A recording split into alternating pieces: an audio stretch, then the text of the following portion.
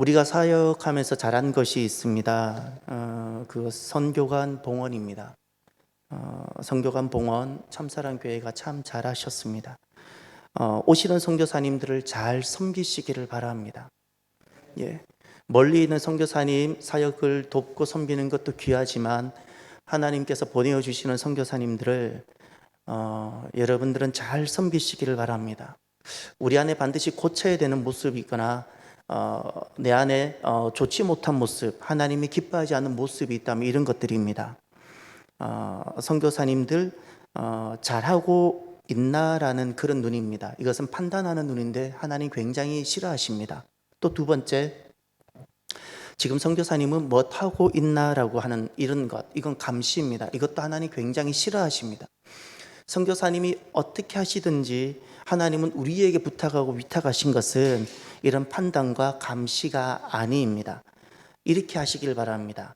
하나님이 항상 보고 계신데 하나님께서 우리가 믿음으로 선교관을 봉헌하고 나서 하나님께서 우리에게 필요한 선교사님들 보내주실 텐데 하나님이 보고 계신다는 것을 딱 기억하고 이렇게 하십시오. 세 가지입니다. 첫 번째, 하나님을 대신해서 그 선교사님들이 위로자가 되어 주십시오. 하나님 그것을 기뻐하십니다. 절대 그분들의 판단자가 되지 말고 감시자가 되지 마십시오. 그것은 주님께서 하시는 것이고 하나님께서 우리에게 바라시는 것은 그분들이 위로자가 되십시오. 그분들은 주님 말씀의 명령에 모든 삶을 다 내려놓고 정처 없이 낯선 곳으로 가신 분입니다. 여러분에게 이런 요청이 오면 여러분은 어떻게 하시겠습니까? 이 자체가 결코 쉬운 일이 아닙니다. 존중받아야 됩니다. 그래서 하나님은 우리가 하나님을 마음을 가지고 대신해서 위로하는 위로자가 되어 주기를 바라십니다. 두 번째, 마음껏 쉴 수 있는 쉼터가 되어 주십시오. 선교사님들이 정작 한국에 들어오면 얼마나 불편한지 아세요? 머물 곳도 없고 있어도 가시방석이에요. 어딘가는 있어야 되는데 있는 곳이 가시방석. 가족을 가도 가족 집에 가도 며칠 못 있어요. 불편하니까 나가달라는 눈총을 보내고 갈 데도 없고 있어도 불편하고. 그래서 여러분 이렇게 해주셔야 됩니다. 그 선교사님이 우리 교회에 단 하루를 계시든 6개월을 계시든 마음껏 계실 수 있도록 해주십시오. 해 주십시오. 절대 비용의 문제나 우린 여기 도시가스가 안 들어와서 LPG가 무지 비용이 많이 나옴에도 불구하고 그럼에도 불구하고 우리에게 만약에 하나님 보내주셨다면 아무런 조건을 걸지 말고 마음껏 계시도록 해주십시오. 그렇게 여러분이 해주시면 좋겠고, 세 번째, 하나님이 보고 계시잖아요. 그러면 우리가 하나님의 그 마음을 가지고 오시는 선교사님들에게 어떻게 해 주시기를 하나님이 기뻐하시고 원하시는가? 선교사님의 부양자가 되어 주십시오.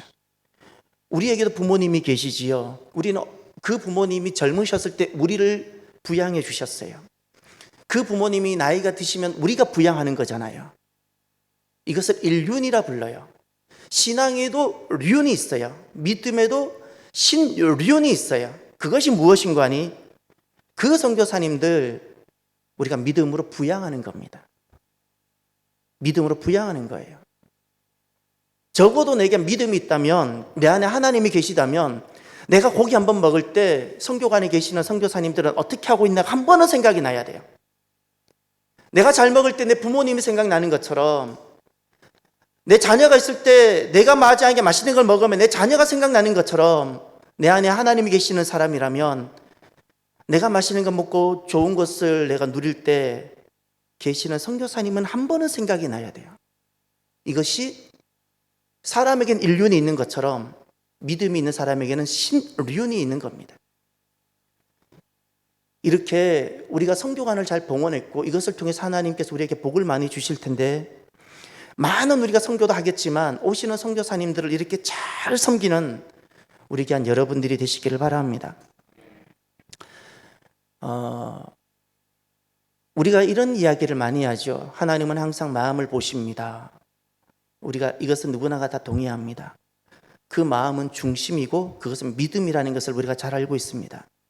하나님께서 우리 마음을 보신다고 했을 때 그것은 믿음입니다. 그러면 마음이 상했다라고 그랬을 때 우리가 하나는 생각하고 두 번째는 생각하지 못합니다. 하나님은 우리의 마음을 보십니다. 그래요.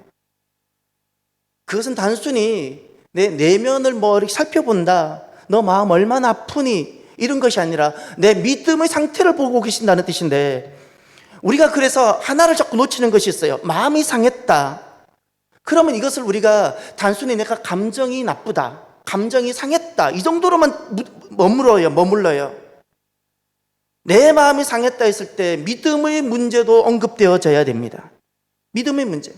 내 믿음이 상하진 않았는지, 내 믿음이 병들진 않았는지, 늘 감정적인 차원에서 머물고 있진 않는지.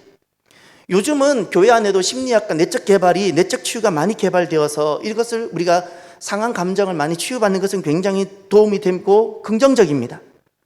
그럼에도 불구하고 내 믿음의 상함, 내 믿음의 병듦, 이 부분은 여전히 다루어지지 않고 있습니다. 여전히 상한 믿음, 상한 믿음으로는 구원의 삶을 이뤄내지 못합니다. 상한 감정으로 온전한 사랑과의 온전한 사랑을 이루어내지 못하는 것처럼 상한 믿음으로는 온전한 구원을 이루어내지를 못합니다. 겉모양은 그냥 교회를 나오는 사람이죠. 겉모양은 훌륭해 보이지만, 심지어 그가 교역자일 수도 있지만 믿음이 상했어요? 절대 하나님의 구원을 이뤄내지 못합니다. 여러분, 상한 믿음, 상한 마음이란 도대체 무엇일까요? 역으로 구원을 이뤄내는 믿음이란 도대체 무엇일까요? 오늘 본문은 예수님께서 그 공적 사역을 하셨던, 공적 생애를 보내셨던 그 공적 사역의 요약과 같은 말씀입니다. 우리의 구원을 위해서 주님께서 행하신 사역의 요약입니다. 이제 23절을 보세요. 23절을 보시면서 동사를 보세요. 첫 번째가 두루 다니시다가 있죠. 자, 이제 예수님께서 우리의 구원을 위해서 어떤 공적 사역을 행하셨는지 동사를 보세요. 첫 번째, 두루 다니셨습니다. 두 번째, 가르치셨습니다. 세 번째, 전파하셨습니다. 네 번째, 고치셨습니다. 자, 지금은 우리가 마태복음 4장인데 막 제자를 부르시고 첫 번째 그 제자들과 함께 행하셨던 모습입니다. 이제 마태복음 9장을 가보세요. 9장 35절.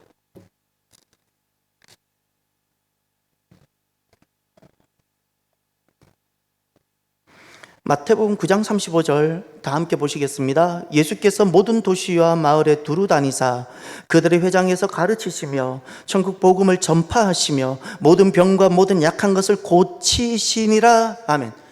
마태복음 9장 35절에 동사를 찾으십시오. 첫 번째 동사가 무엇인가요? 두루 다니다. 모든 도시와 마을. 아까는 온 갈릴리고 지금은 모든 도시와 마을입니다.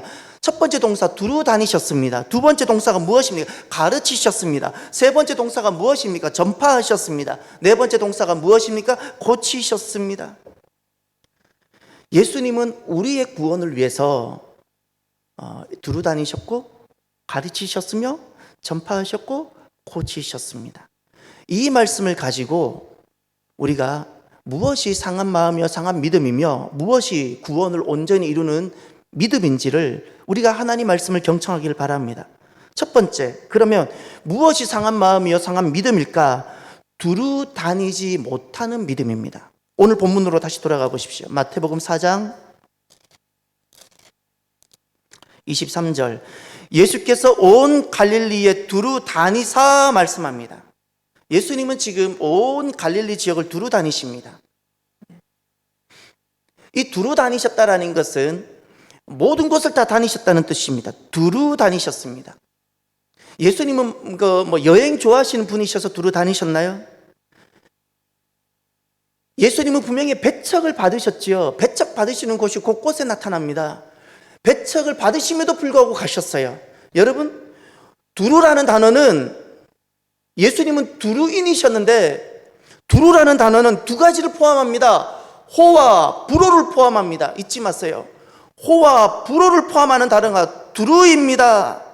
예수님은 예수님을 환영하고 반기는 호의 지역과 호의 사람이 있는가 하면 예수님은 그곳에 가면 반드시 불호, 예수님을 불호하시고 예수님을 싫어하고 배척할 곳이 있다는 것을 분명히 아셨음에도 불구하고 예수님은 호와 불호를 구별하지 않고 다니셨어요.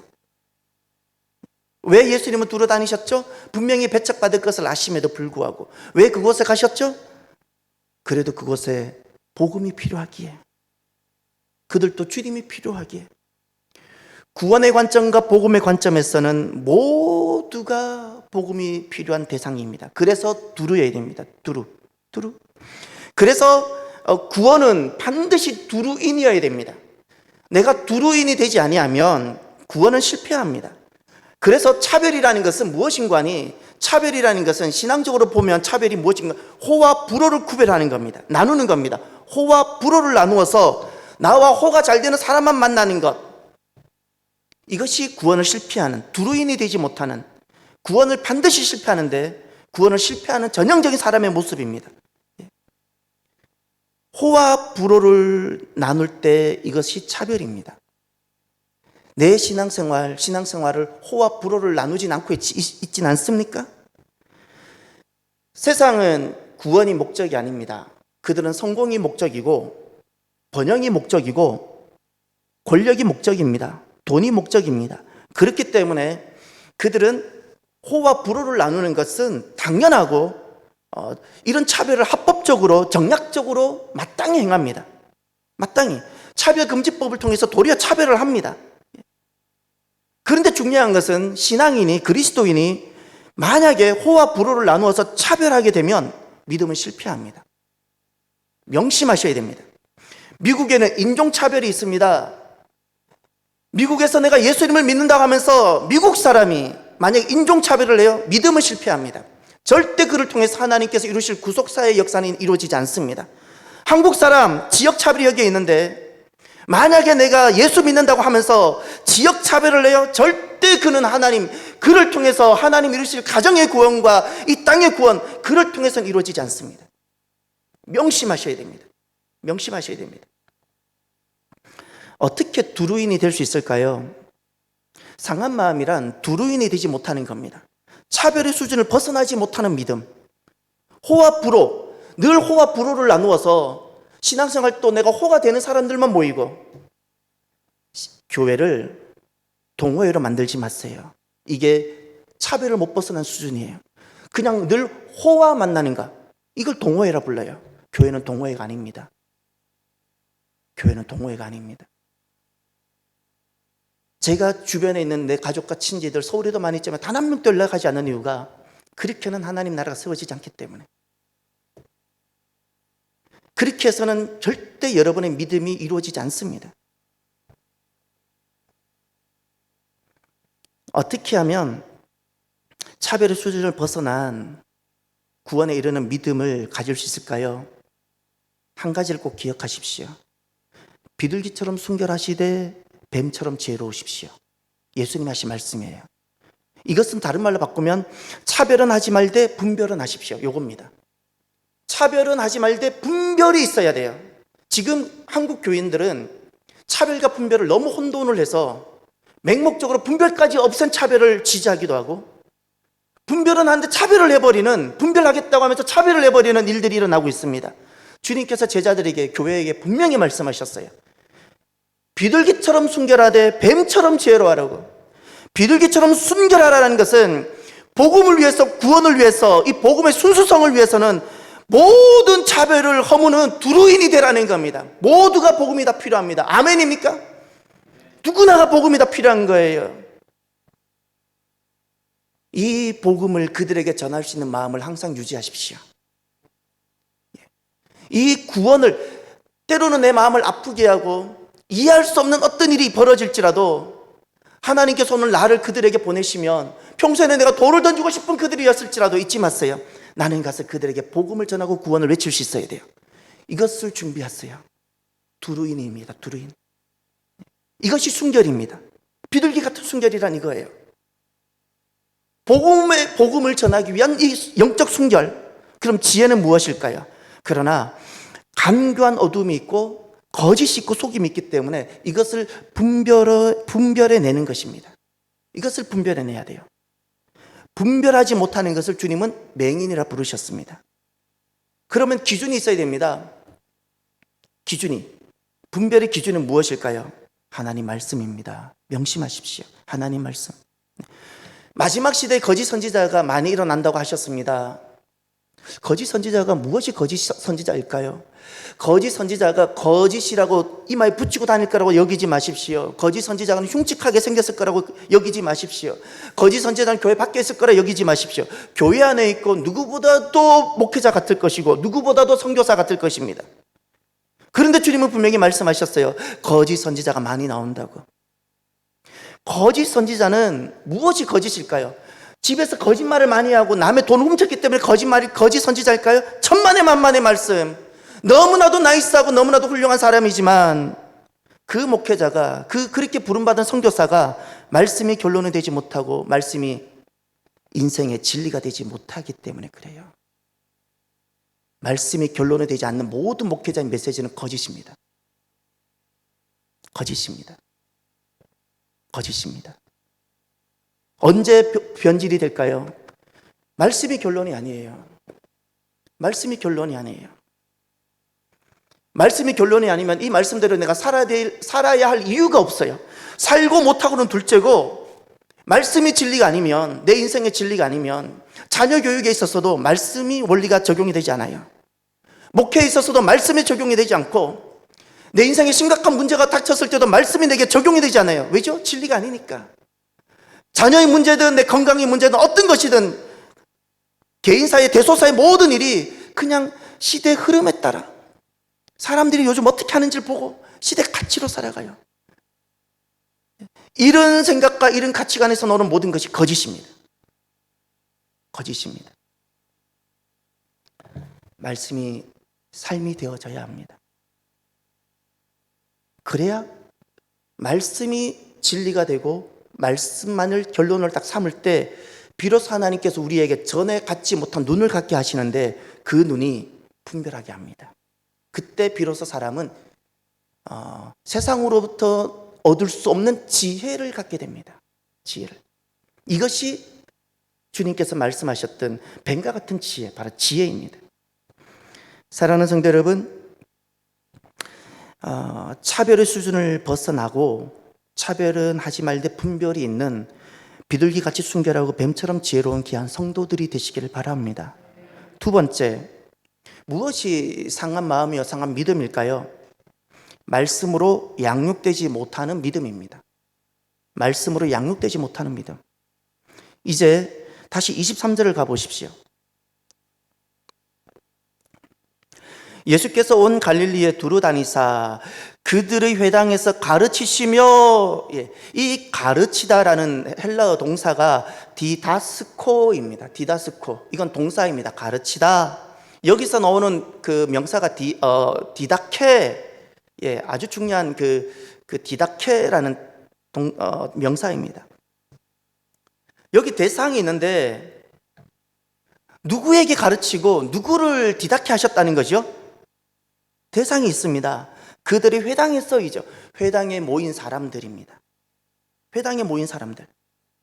그러면 이 가르치다라는 것은 회당에 모인 사람들인데 회당에 모인 사람들을 주님은 가르치셨어요.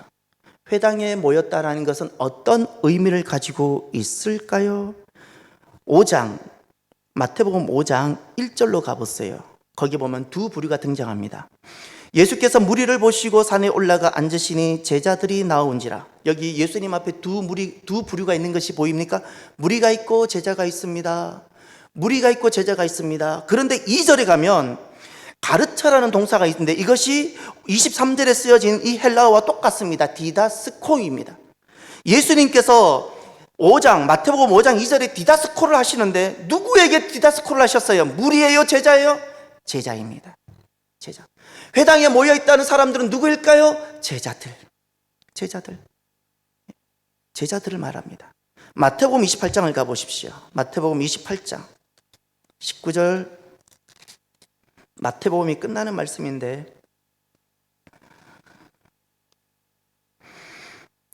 19절에 가면 그러므로 너희는 가서 모든 민족을 제자로 삼아, 제자 삼으라 그랬죠. 제자 만들라, 제자 삼으라 그랬어요. 쉽게 말하면 제자로 세우라는 거예요. 이 제자로 세우기 위해서 주님께서 사용하신 세 가지 동사가 있습니다. 이 19절의 중심어가, 중심 동사가 제자 삼다인데, 이것을 두고 주님께서 세 가지 동사를 말씀하셨습니다. 첫 번째, 너희는 가라, 가라.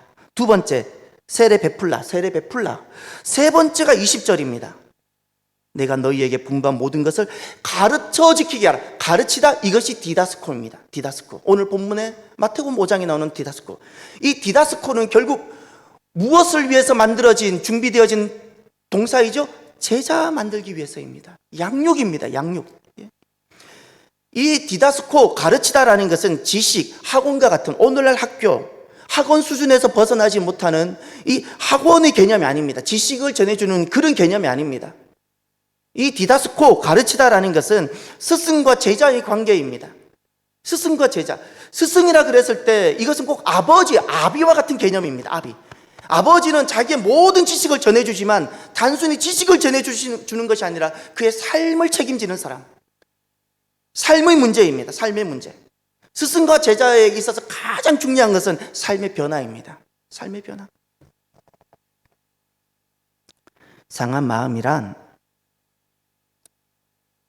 평생 신앙생활 하는데 양육이 없는 신앙생활을 뜻합니다. 잊지 마세요. 양육이 없어요. 양육이. 신앙생활, 절대 주일 설교만으로는 영적 성장에는 한계가 있다는 것을 꼭 인정하셔야 됩니다. 인정하셔야 돼요.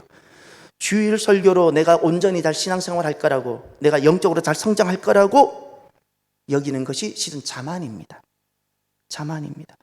이것은 주님께서도 이렇게 하지 않으셨어요. 주님께서도 제자들을 3년간 특별히 불러서 영적 양육의 시간을 가졌어요. 예수님 밑에서 12제자도 예수님과 이런 특별한 시간을 가지면서 영적 양육의 시간을 가졌는데, 나 같은 것이 그런 양육의 시간은 다 없이, 내 삶이 드러나는 것도 없이, 내 삶이 어떻게 되고 있는지, 내 삶의 상태를 한 번도 진단받지 않으며, 한 번도 말씀이 내게 대입되지 않고, 한 번도 말씀이 무엇인지 교육받아 본 적도 없으며, 내가 주일 출석하는 것으로 내가 신앙생활 잘하고 있을 거라고 여기지 마십시오. 영적 성장에 반드시 한계가 있습니다. 한계가 있습니다. 양육은 이렇게 되어져야 됩니다. 양육은 하나님 말씀이 먼저 내게 전해져야 됩니다. 이 말씀이라는 것은 하나하나 가르침과 같습니다. 하나하나 하나님 말씀이 무엇인지 하나하나 말씀이 펼쳐놓고 말씀이 가르쳐져야 되는데, 두 번째는 너무 중요한 것이 하나 있습니다. 이 말씀이 전해지는 것으로 끝나는 것이 아니라 이 말씀이 내게 그대로 적용이 되고 내 삶이 드러나야 합니다. 내 삶이 드러나야 됩니다.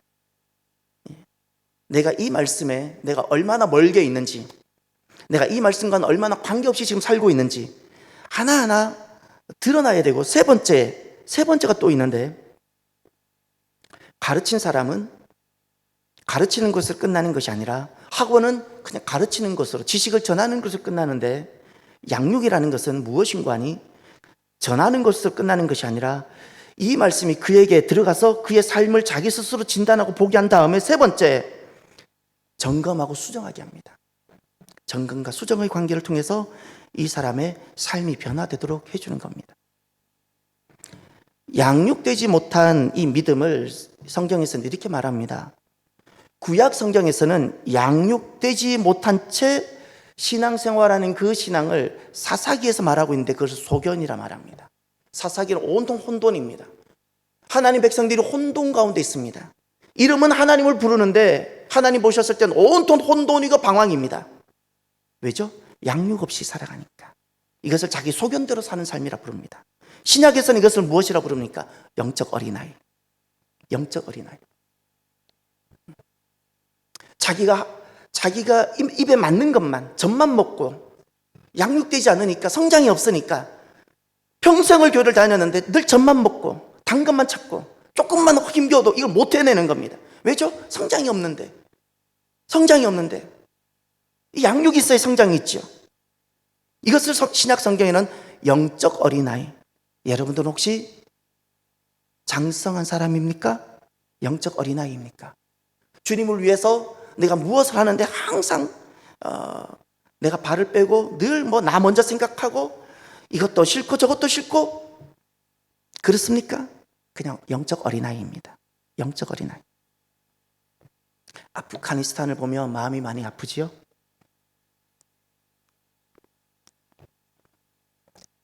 아프가니스탄을 보면 저도 마음이 아픕니다. 그런데 더 비참하고 통분이 일어납니다.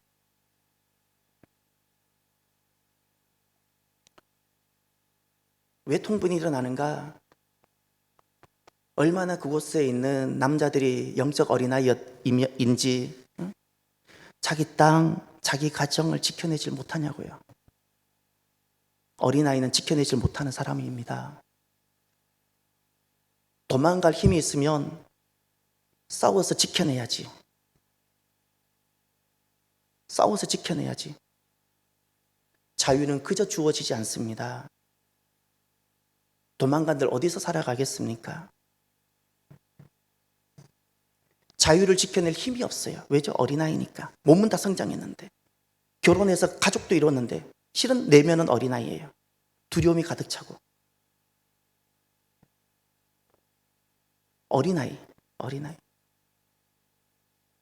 하나님은 내 사회학적 연령을 절대 보지 않으세요. 아브라함은 75세 때도 불렀고요. 모세는 80대도 불렀어요.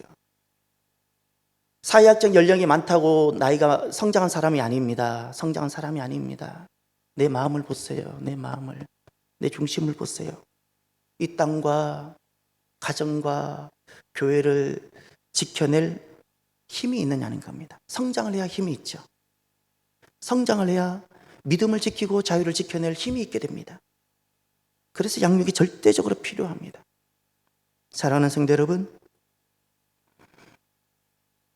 우리 교회가 양육이 있고 성도들이 영적 성장이 있는 귀한 교회가 되기를 바랍니다. 이것이 구원을 이루는 믿음입니다. 구원을. 세 번째, 무엇이 상한 마음일까요? 무엇이 상한 마음? 구속사의 삶을 살지 못하는 믿음입니다. 구속사의 삶을 살지 못하는 믿음. 이제 다시 오늘 본문으로 돌아가셔서 마태복음 4장 또 23절을 보십시오.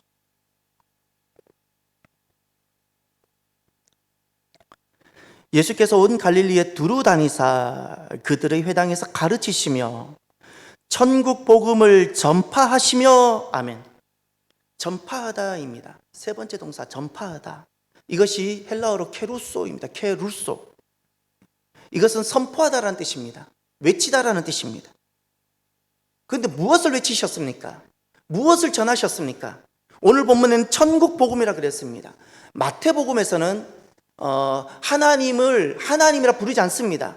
감히 인간, 죄인인 인간이 어떻게 하나님 신명을 부릅니까? 그래서 모든 마태복음에는 하나님을 비유로 하늘로 다 표현했습니다.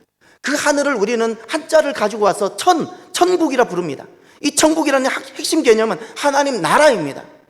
마태복음에 나오는 모든 천국은 바로 그 뜻입니다. 하나님께서 통치하시는 하나님의 나라, 하나님이 왕이신 나라, 하나님 나라. 주님께서 선포하고 외치셨습니다. 무엇을 선포하고 외치셨습니까? 하나님 나라. 하나님 나라의 복음이라 그랬습니다. 그 하나님 나라의 기쁜 소식, 하나님 나라 백성이 어떻게 될 수 있는지, 어떻게 하나님 나라에 들어갈 수 있는지, 어떻게 내가 하나님 나라의 소유권이 있을 수 있는지, 그 기쁜 소식을 전하셨다는 겁니다. 그런데 중요한 것이 있습니다. 누구에게 전하셨을까요? 대상이 생략되어 있습니다. 천국 복음을 전파하셨다 그랬지 누구가 빠져 있습니다. 누가복음 4장을 가보십시오. 누가복음 4장 43절.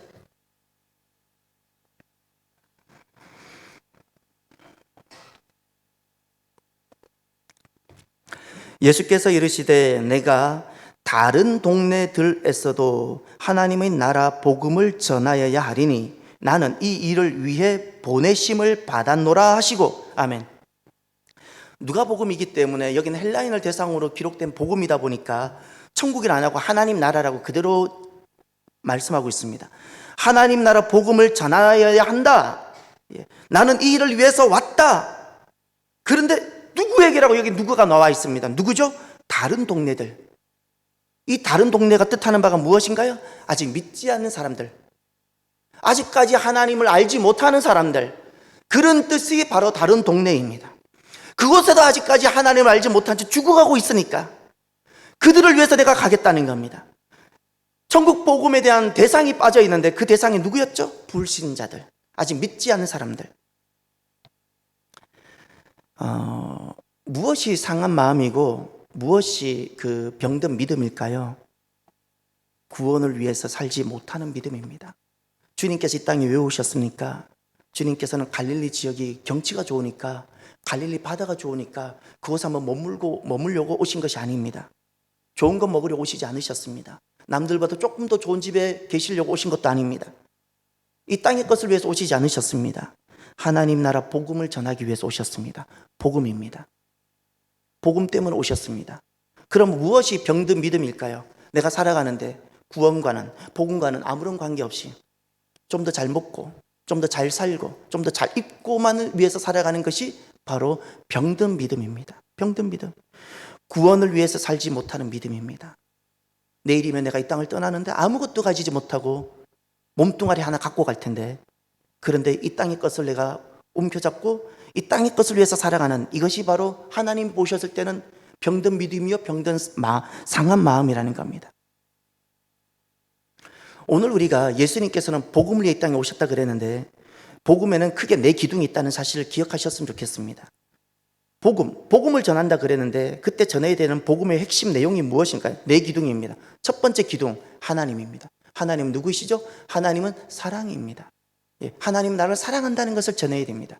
그것이 요한복음 3장 16절, 하나님이 세상을 이처럼 사랑하사, 그 세상이 바로 나입니다. 내 앞에 있는 바로 너입니다. 하나님은 당신을 이처럼 사랑하셨습니다. 그래서 독생자 예수 그리스도를 보내어 주셨습니다. 그 메시지를 전하는 겁니다. 두 번째 기둥이 있습니다. 두 번째 기둥, 그것은 사람입니다. 사람의 핵심 개념은 무엇입니까? 죄인이라는 사실입니다. 내가 진단이 되지 아니하면, 아무리 하나님의 사랑일지라도 내가 누구인지 내 정체를 정확하게 알지 못하면 사람은 복음의 필요성을 못 느낍니다. 내가 병들었는데, 죽어감에도 불구하고 내가 병들었다는 것을 알지 못하면 의사를 찾지 못하는 것처럼, 내가 죄인이라는 것을 알지 못하고 내가 가망이 없는 존재라는 것을 알지 못하면 절대 인간은 교만해서 하나님을 찾지 않습니다. 지금 그런 일이 우리 주변에 너무나도 많이 일어나지 않습니까? 그래서 로마서 3장 23절을 찾으십시오. 로마서 3장 23절.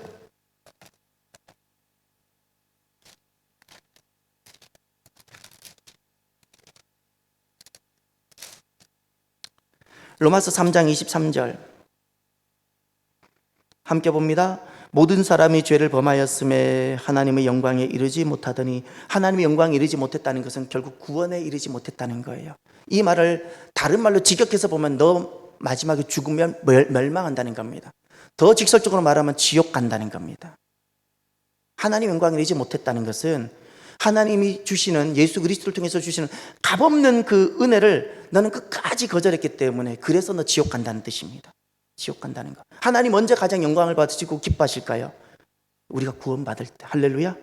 한 영혼이 돌아올 때. 로마서 6장 23절을 가보세요. 모든 사람은 죄인인데, 자 그러면 로마서 6장 23절을 가보세요. 죄의 삭은 사망이요 하나님의 은사는 그리스도 예수 우리 주 안에 있는 영생이니라. 아멘.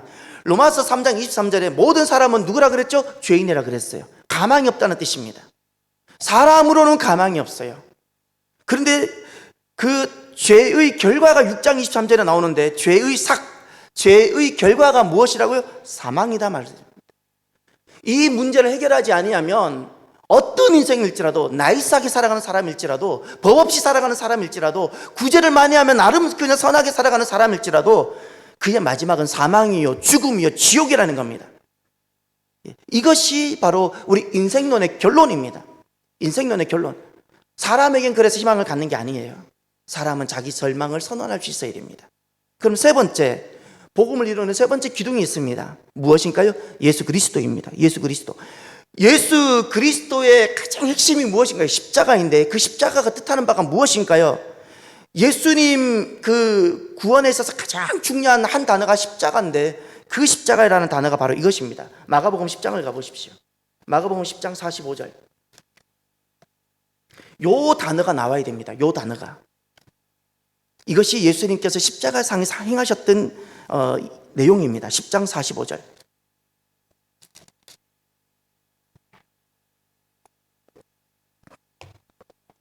인자가 온 것은 섬김을 받으려 함이 아니라 도리어 섬기려 하고 자기 목숨을 많은 사람의 대속물로 주려 함이니라. 아멘.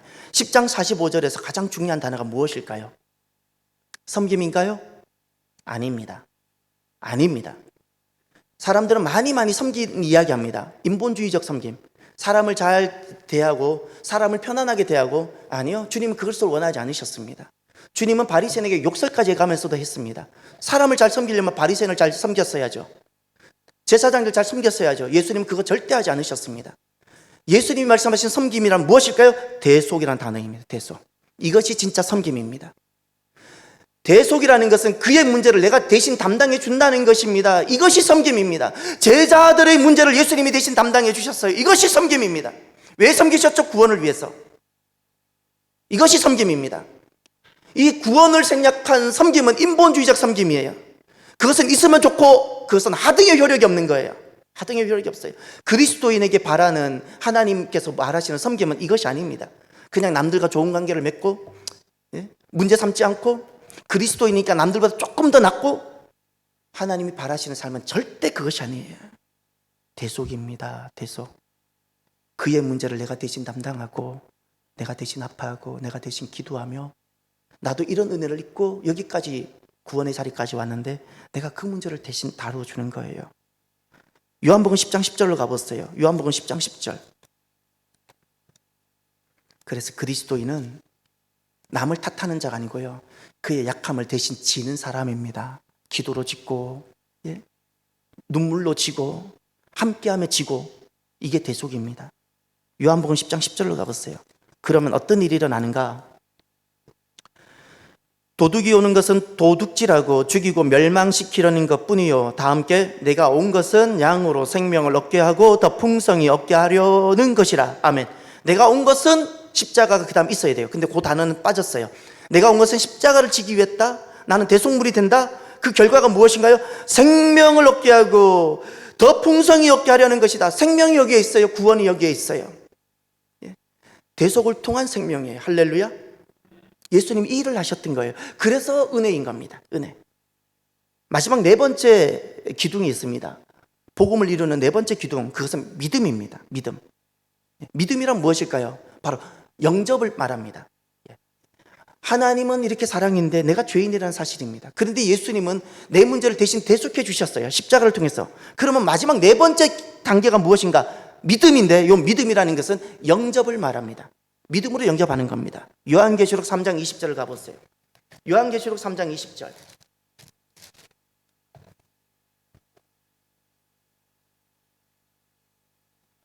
볼지어다 내가 문 밖에 서서 두드리노니 누구든지 내 음성을 듣고 문을 열면 내가 그에게로 들어가 그와 더불어 먹고 그는 나와 더불어 먹으리라. 아멘.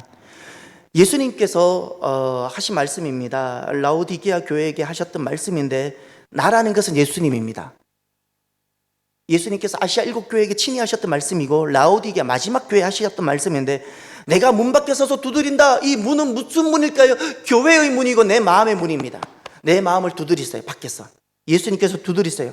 그런데 누구든지 내 음성을, 예수님의 음성을 듣고 문을 열면, 무엇은 문을 열어요? 내 마음의 문. 할렐루야. 내 마음의 문을 열면 내가 그에게로 들어가. 나는 예수님이에요. 나 예수님이 바로 너에게로 들어간다는 거예요. 그와 더불어 먹고 그는 나와 더불어 먹으리라. 주님께서 우리 안에 들어오시겠다는 약속의 말씀이에요. 누가? 마음의 문을 열면. 마음의 문을 열면 예수님께서 우리 안에 들어오셔서 함께 예수님이 내 인생의 주인이 되어 주시겠다는 약속의 말씀입니다. 이것을 영접이라 부르는 거예요. 이것이 바로 복음을 이루는 네 가지 기둥입니다. 사랑하는 성도 여러분, 예수님께서 이 땅에 오신 삶의 목적도 바로 구원에 있었습니다. 저와 여러분의 삶의 목적이 바로 구원에 있어야 합니다. 구원에. 심지어 우리는 이렇게 되어져야 됩니다. 장 보러 가는 이유가 무엇일까요? 사람들은 이렇게 살아갑니다. 구원이 없는 사람, 믿음이 없는 사람은 장 보러 갈 때 조금 더 좋은 아이템을 찾고 좀 더 값싼 물건을, 질 좋은 물건을 값싸게 사는 것이 장 보는 목적입니다. 오늘 저녁거리 하나 해결하는 것이 장 보는 목적입니다. 그런데 내 안에 믿음이 있는 사람들은 장을 보러 가는 목적이 무엇일까요? 전도하러. 할렐루야. 복음을 전하러. 복음을 전하러 가서 덤으로 뭘 하고 돌아와요? 장 보고 오는 겁니다. 우리 이교영 장로님 산도 좋아하시고, 이렇게 막 걷는 걸 트레킹? 되게 좋아하세요. 여러분, 산을 왜 가요? 전에 산이 좋아서 갔는데, 이제는 산을 왜 가죠? 전도하기 위해. 할렐루야. 우리 이교영 장로님 주변에는 너무나도 막 무지 많아요. 막 전도하실 분들이 너무 많아요. 이제는 내가 산을 왜 가요? 트레킹을 왜 해요? 전도하기 위해. 할렐루야. 그럼 저는 여러분에게 단호하게 물어봅니다. 여러분은 왜 결혼하셨죠? 여러분은 왜 가정을 이루셨죠? 가정의 목적이 무엇인가요? 전에는 그 남자가 좋았어? 전에는 그 여자가 좋아서 내가 결혼했나요? 이제는 수정되어져야 돼요. 구원을 위해서. 아멘입니까? 구원입니다. 내게 맡겨진 모든 자녀는 잊지 마세요. 모든 자녀는 불신자로 난다고 여기셔야 돼요. 모든 자녀는 불신자로 반드시 예수님을 다시 만나야 되는데, 인격적으로 이 자녀도 주님의 자녀, 하나님 백성이 되도록 하고, 내 가족 안에, 내 친지 안에, 심지어 내 남편이든 내 아내든 내 집안 사람들, 그들을 어떻게 구원하게 하기 위해서 내가 이곳에 온 거예요. 할렐루야. 이것이 내가 결혼한 목적입니다. 전에는 사람이 좋아서, 그러나 이제는 우린 그렇게 살아가지 않아요. 사람은 다 거기서 거기에요. 다 죄인이에요. 죄인일 뿐이에요. 예쁜 죄인, 못난 죄인일 뿐이에요. 돈 잘 버는 죄인, 돈 덜 버는 죄인일 뿐이에요. 죄인은 소망이 없어요. 언제 소망이 있는가? 언제 가능성이 있는가? 구원을 위해 살아갈 때. 상한 마음이란 구원을 위해서 살지 못하는 믿음이에요. 무엇이 하나님께서 그토록 기뻐하시는 믿음일까요? 예수님을 기억하십시오. 천국 복음을 전했어요. 어디에? 내가 있는 곳. 가족이면 가족, 이웃이면 이웃. 구원을 위해서 살아가는 그 믿음이 하나님이 그토록 찾으시는 믿음입니다. 끝으로 무엇이 상한 믿음이고 상한 마음일까요? 하나님에 대한 확신이 없는 믿음입니다. 하나님에 대한 확신이 없어요. 이제 다시 오늘 본문 마태복음 4장 23절로 또 돌아가 보십시오.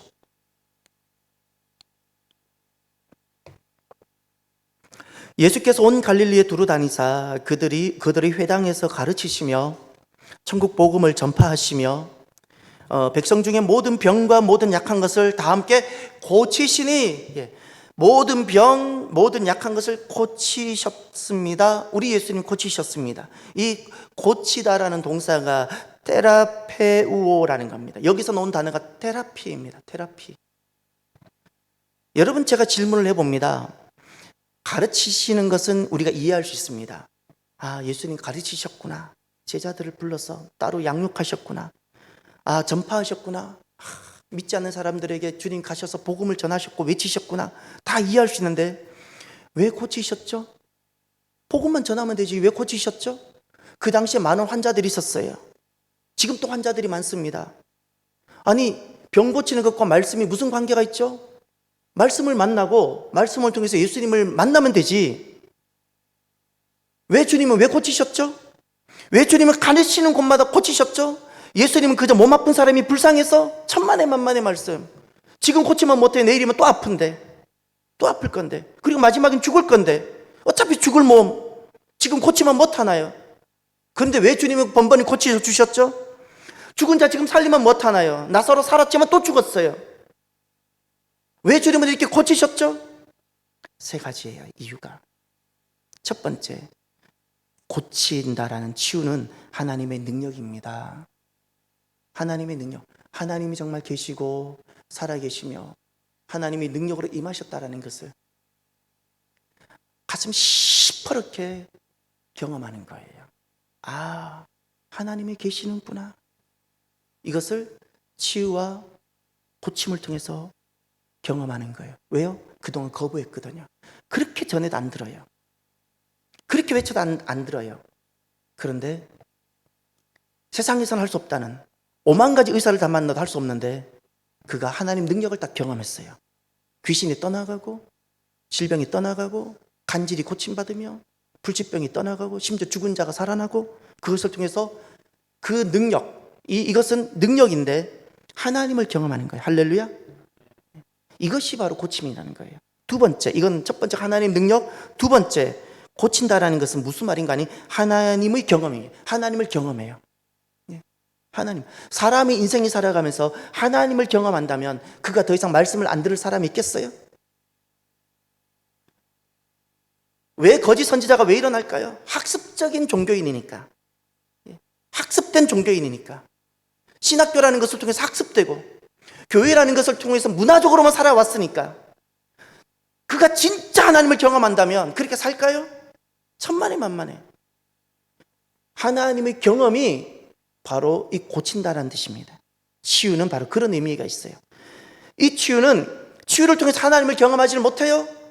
그래서 요한복음에는 수많은 예수님께서 행하신 기적이 있는데 딱 7가지 기적만 말씀하셨어요. 7가지 기적을 행하신 것만이 아니고 수많은 기적이 있는데 7가지만 말씀하셨고 7가지만 기록을 했는데 그 7가지 기록에 요 단어를 쓰셨어요. 표적, 세메이아. 무슨 말인가 하니 이 기적을 통해서 하나님을 보게 되었다는 거예요. 하나님을 경험했다는 거예요. 기적이 중요한 것이 아니에요. 내 몸에 암이 떨어지면 못해요. 무엇하냐고요? 여전히 예수님을 믿지 않는다면 하등의 의미가 없어요. 내일이면 죽을 것, 오늘 내가 암을 고쳐서 내일 또 죽을 건데 무슨 의미가 있냐고요? 내가 암을 통해서 하나님 능력을 경험하고 하나님을 딱 경험하게 되면 내게 이제 무엇이 시작되어져야 돼요? 믿음. 그때 쓰여지는 단어가 기적이 아니라 세메이아, 표적이라는 거예요. 표적. 사도 바울은 이것을 스티그마라 불렀어요. 흔적. 내 몸에는 지워지지 않는 것이 있다는 거예요. 옛날 그 짐승들에게는 이 짐승은, 이 말은, 이 양은 내 것이라고 낙인을 찍은 것처럼 내 몸에는 낙인이 하나 찍혀져 있는데 그것이 예수 그리스도 낙인이라는 거예요. 안 지워진다는 거예요. 무슨 말인가요? 사도 바울에게는 분명했어요. 하나님의 경험이 분명했어요. 그러니 돌을 맞아도, 파선을 해도, 매를 맞아도 사도 바울은 굴복이 되잖아요. 이것이 바로 능력이라는 거예요. 이것이 바로 고침이라는 거예요. 고침. 세 번째, 왜 치유가 필요하고 고치다는 의미가 무엇일까요? 세 번째, 하나님의 하나님을 보는 겁니다. 사람들은 눈으로 보면 다 받아들여요. 지금도 천국이 있다는 것을 눈으로 보여주면 사람들은 다 올 겁니다.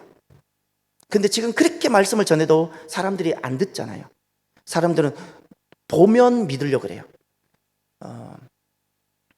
남자와 여자가 이런 차이가 있는 것 같아요. 우리 집에도 남자가 둘이고 여자가 둘인데 남자와 여자를 보면 남자는 보기까지 많이 기다리려고 해요. 근데 여자들에게는 어떤 능력이 있는 거 아니?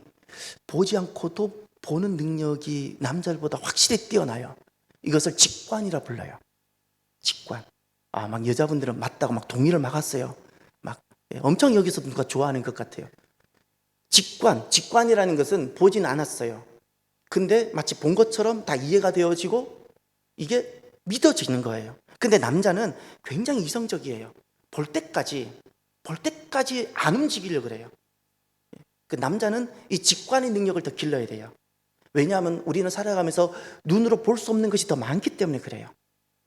보는 것만으로는 다 할 수 없어요. 그런데 이 기적이라든가 이 치유라는 것은 무엇인가 하니 하나님을 보게 하는 은혜예요. 할렐루야. 누구에게? 그토록 보는 것만 붙잡고 있는 사람들, 보지 않으면 하나님을 믿지 않겠다고 요지부동인 사람들, 이게 지금 교만인데 이런 사람들에게 하나님은 긍휼히 여기셔서 하나님을 보여주시는 시간이에요. 기적은 눈으로 하나님을 만나는 시간, 눈으로. 이것이 기적이라는 겁니다. 이 기적의 의미는 무엇인가 하니 기적은 여러분 병고침이든 귀신이 떠나가는 것이든 기적은 이걸로는 하나님 나라가 이루어지지 않고 제자로 성장하지 않습니다. 이것은 제자가 되고 하나님 나라를 세워가기 위한 기초 작업입니다. 기초 작업이에요.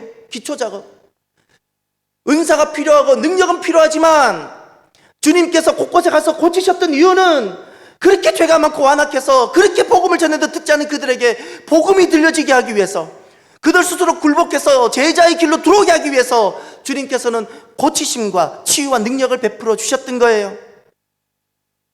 그래서 주님께서는 가시는 모든 곳에 제자를 삼는 가르침, 디다케, 그 믿지 않는 사람들에게 반드시 복음을 전하는 캐리그마, 캐류쇼, 그리고 가시는 곳마다 주님께서 고치셨어요. 고치신 이유가 이 복음이 들려지고 제자의 길로 오게 하기 위해서. 할렐루야. 무엇이 상한 마음일까요? 하나님에 대한 확신이 끝까지 없어서 자기를 붙들고 살아가는 바로 그 믿음이에요. 기적을 베풀어 주신 이유는 하나님에 대한 확신을 가져라는 뜻입니다. 사도 바울은 다메섹에서 만난 그 한 번의 그 사건으로 그는 평생 변하지 않는 믿음의 자리에 서 있었어요. 믿음의 자리. 사랑하는 성도 여러분, 오늘은 예수님께서 공생의 기간 동안 하셨던 그 사역을 우리가 요약해서 보았습니다. 무엇이 상한 마음이고 무엇이 상한 믿음일까요? 두루 다니지 못하고 내 입맛에 맞는 사람과 내 입맛에 맞는 사역 늘 이렇게 나누고, 나는 차별하지 않는다 그러지만 나누고 차별하며 살아가는 그것, 이것이 상한 믿음입니다. 무엇이 상한 믿음일까요? 양육 없이 자기 소견대로, 성장 없이, 내가 아직 어린아이인데 성장도 되지 못한 채 이렇게 있는 그 모습이 실은 상한 믿음입니다. 무엇이 상한 믿음일까요? 살아가는데 구원이 목적이 되지 못하고, 가정의 목적도 구원인데, 결혼의 목적도 구원인데, 그런 목적을 다 잃어버린 채 땅의 것만 붙들고 살아가는, 이것이 상한 믿음입니다. 무엇이 상한 믿음일까요? 하나님에 대한 확신이 없이, 그러니 문제만 생길 때마다 흔들리고 떠나고. 저와 여러분들이 하나님을 보셨을 때 구원을 이루는 귀한 믿음이 되기를 바랍니다. 기도합시다.